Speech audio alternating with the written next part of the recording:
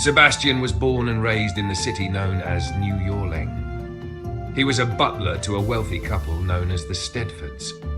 The female of this wealthy couple would have a thing for Sebastian, who had to constantly turn down her offers for sexual relations with him, for he desired to maintain his work and their relationship strictly professional. It was only when Mrs. Stedford began to play on Sebastian's guilt over her not getting enough from her husband that Sebastian gave into her whims. Although he was not sexually attracted to her in the least, he would do the deed. So together he and her would commit adultery behind her husband's back. It wouldn't be long before Mr. Stedford began to suspect his wife of not being faithful to him, but did not suspect Sebastian. Sebastian felt guilty whenever Mr.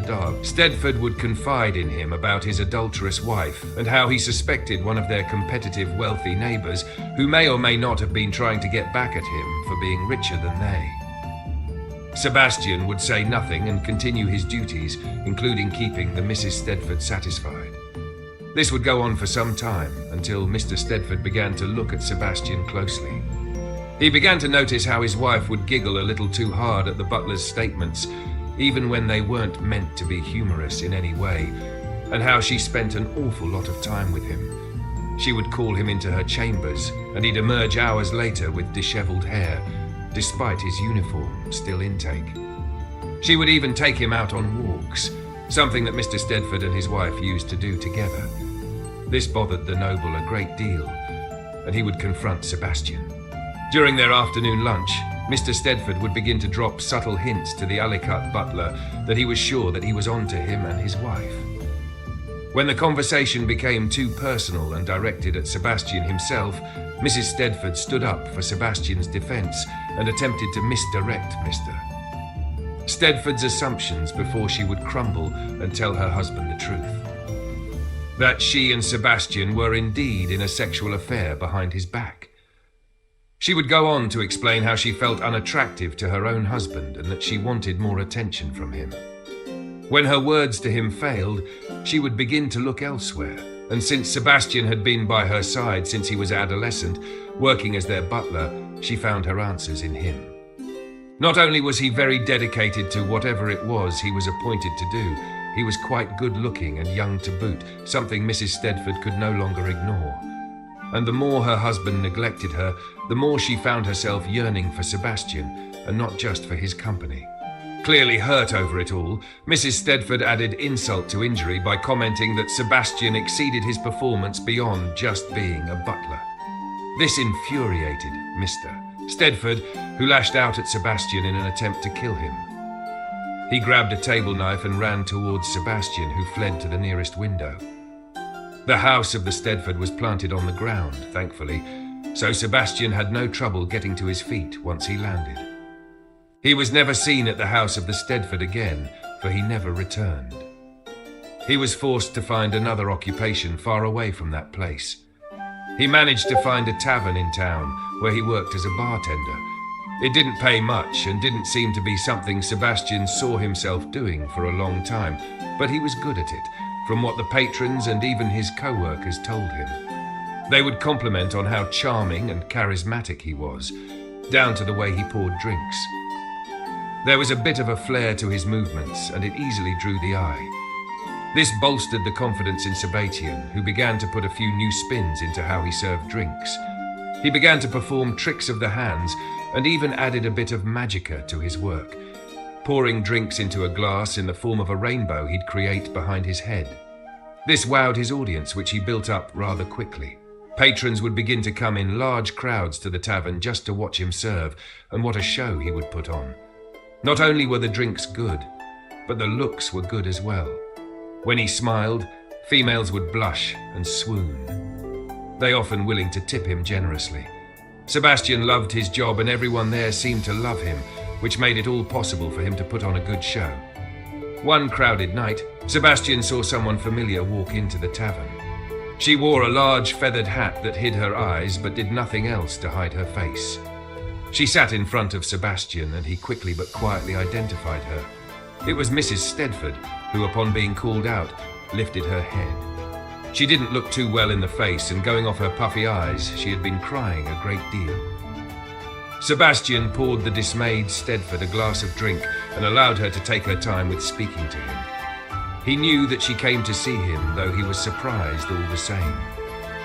He asked her what the matter was, and Mrs. Stedford would tell him all. She confessed to Sebastian that ever since he left their home, the worse for her and her husband began.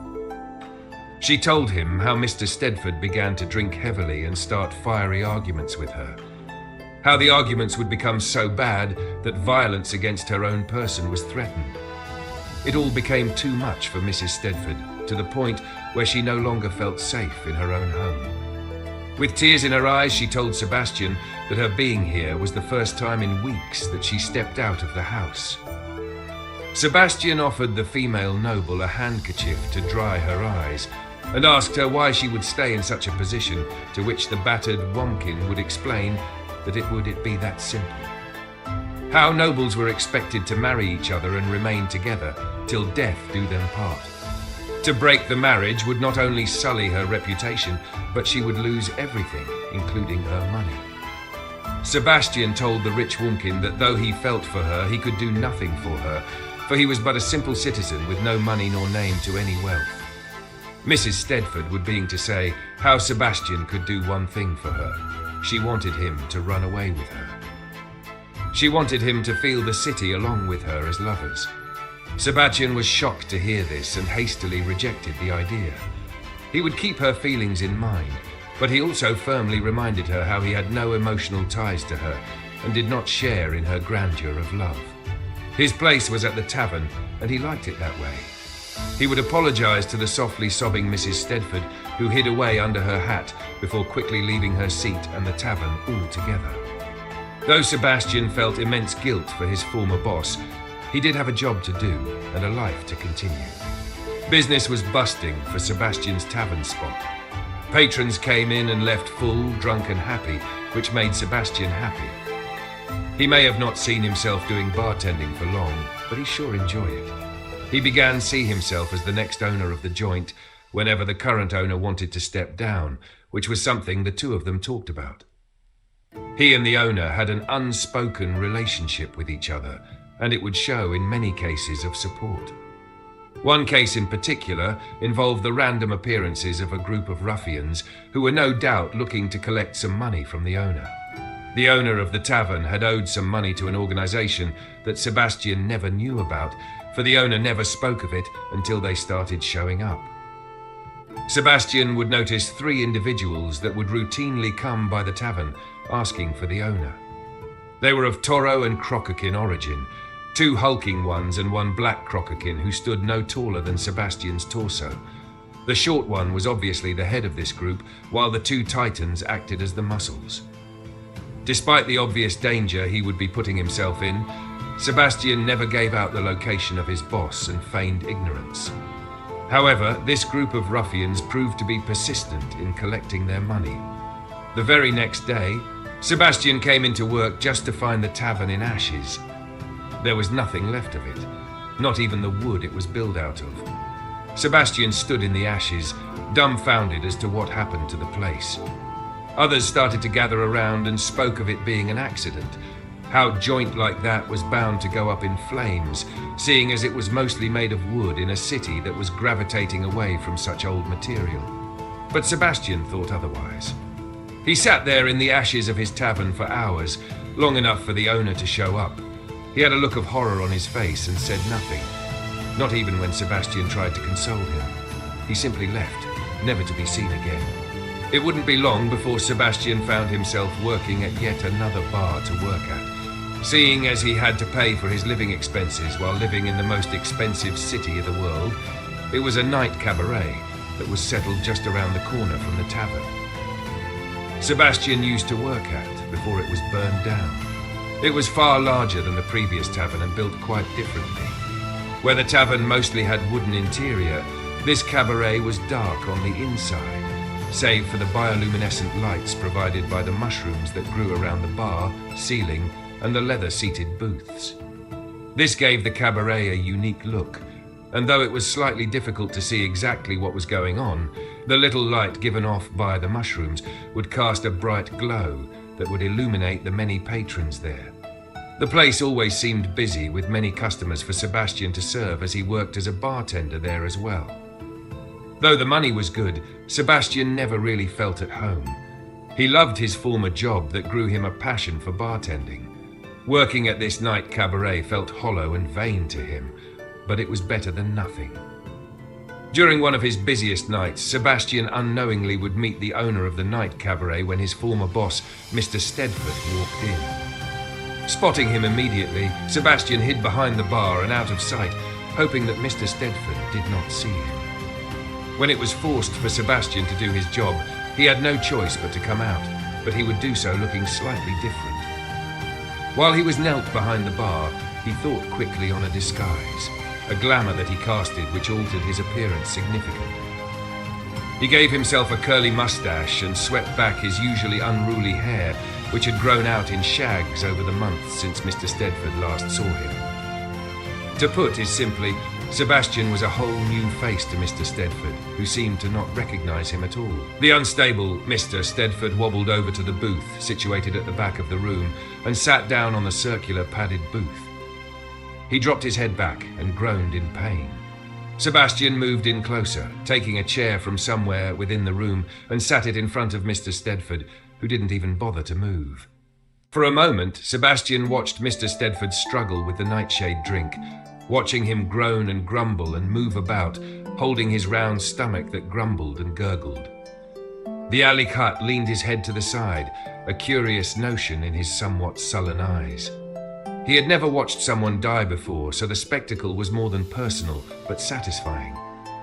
During his writhing, Mr. Stedford lifted his head to grab his glass of water on the coffee table before him.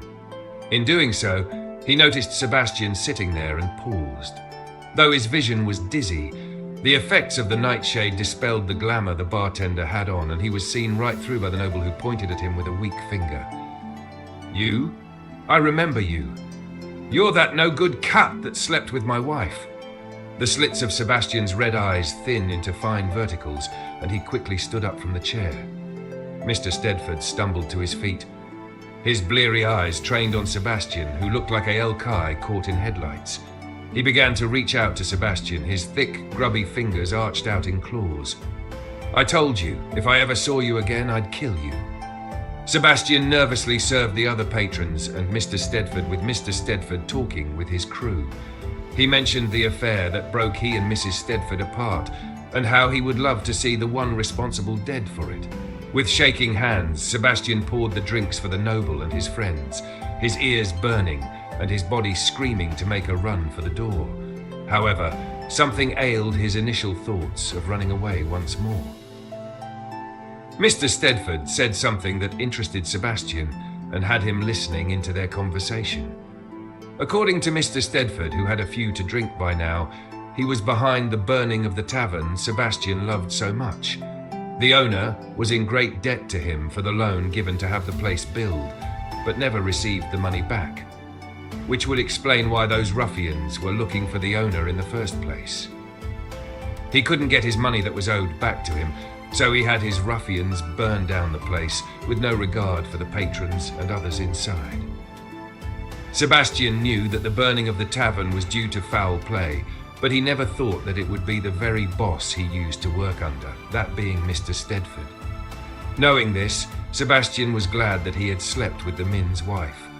With closure, Sebastian would make a special drink dedicated to the wealthy noble. He would drop a potent potion of nightshade into his drink and served it to the noble.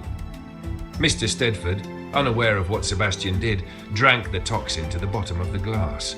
When it became clear that Mr. Stedford was not well and suddenly retreated to the upper level of the night cabaret to rest, Sebastian would follow him.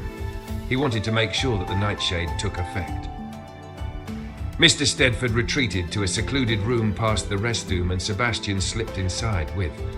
The room was of course lavished with fine furniture and bioluminescent mushrooms that glowed an ominous red. Sebastian stumbled back, surprised that the noble was still alive and able to move. He was sure that the poisoned drink would be enough to simply kill the Min, but here he was, having to deal with this stumbling oaf. Sebastian wasn't a killer. He didn't even like getting his hands dirty. Not knowing what to do, He grabbed the tall glass of water and smashed it over Mr. Stedford's head. The drunk noble groaned loudly and fell back onto the booth where his head hung back once more. There was blood coming from where he was hit on the head, the blood flowing down his cheek and under the folds of his neck. He did not move, not even when Sebastian checked for a pulse by kicking his foot. Sure that the knockout from the glass finished the mustkin, Sebastian heaved out a sigh of relief. But his revelry was cut short when he heard the loud thudding of footsteps making their way to the room. Thinking quickly, Sebastian leapt behind the booth just as the footsteps neared the door and swung it open. He heard the loud bass of a voice boom in. Peeping to the side of the booth, Sebastian saw the same two hulking toro that accompanied the short crocokin that was looking for his former boss. "You okay, boss?" one of them asked, with the other chiming in after a moment of silence from Mr. Stedford. "Ah, he probably had too much to drink, even smashed the glass over his head. Probably need to sleep it off. Should we leave him like this?" "Nah, he's a monster when he wakes up. I ain't sticking round for that mess." "Ah, you're probably right. Let's let him sleep it off alone. We'll be back to check on you, boss." Sebastian watched the two toro turn to leave the room, closing the door with their dead boss behind it.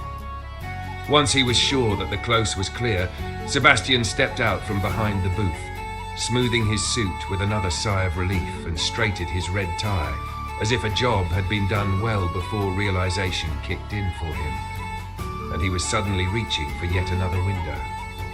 However, when he opened the window and peered out from it, he noticed just how high up he was in the room. The ground below looked so far down that it made him feel dizzy just looking at it. Sebastian backed away from the window in fright. He looked to the window, then to his situation, and took a deep breath. "Feet don't fail me now." Gulping, Sebastian braced himself and took the leap through the window, hands first. The fall felt like it lasted forever, and Sebastian felt his stomach beginning to drop along with him. Closer and closer the ground came to him, until Sebastian was suddenly on his feet. No drama to it. Surprising himself, Sebastian blinked, then made a dash for it to the nearest tram station.